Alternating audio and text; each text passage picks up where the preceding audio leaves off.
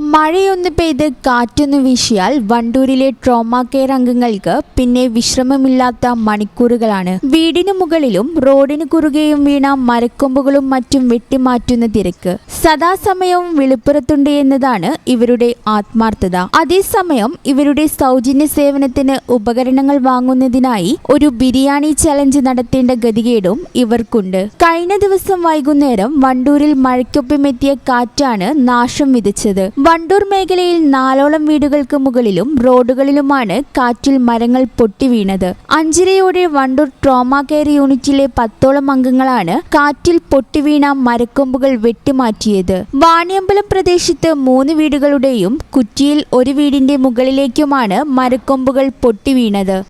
വീണായിരുന്നു, അതും വെട്ടിമാറ്റി. അങ്ങനെ നാട്ടുകാർ എല്ലാത്തിനും ഇതേപോലെയുള്ള എന്ത് വിഷയം വന്നാലും ആദ്യം നമ്മളെ ആണ് വിളിക്കുന്നത്, ട്രോമ കെയറിനെയാണ് വിളിക്കുന്നത്. അപ്പോൾ ട്രോമ കെയർ ഏത് സമയത്തും 24 മണിക്കൂർ സേവനം ചെയ്തുകൊണ്ടിരിക്കുകയാണ്. പ്രത്യേകിച്ച് നമുക്കതിനകത്ത് യാതൊരു പ്രതിഫലവും ആരും വാങ്ങലില്ല. എല്ലാം നമ്മൾ സ്വയം സേവകരായിട്ടാണ് പോകുന്നത്. അപ്പോൾ അതുകൊണ്ട് പിന്നെ നാട്ടുകാരെല്ലാവരും നമുക്ക് ആവശ്യമുള്ള സാധനങ്ങളും കാര്യങ്ങളൊക്കെ ചെയ്തു തരികയാണെങ്കിൽ കൂടുതൽ ഇതുപോലെ തന്നെയുള്ള വർക്കുകൾ നമുക്ക് നല്ല രൂപത്തിൽ നടത്താൻ പറ്റും.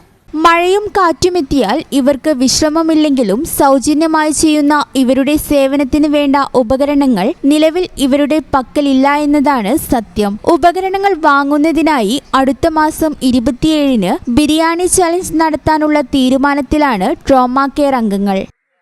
ഈ channel news Wandoor. Al Salama eye hospital സേവനത്തിന്റെ 20ാം വർഷത്തിലേക്ക് 21 ലക്ഷത്തോളം സന്തുഷ്ടരായ ഉപഭോക്താക്കളും 2 ലക്ഷത്തോളം തിമിര ശസ്ത്രക്രിയകളും പൂർത്തിയാക്കിയ മലബാറിലെ ഏക കണ്ണാശുപത്രി.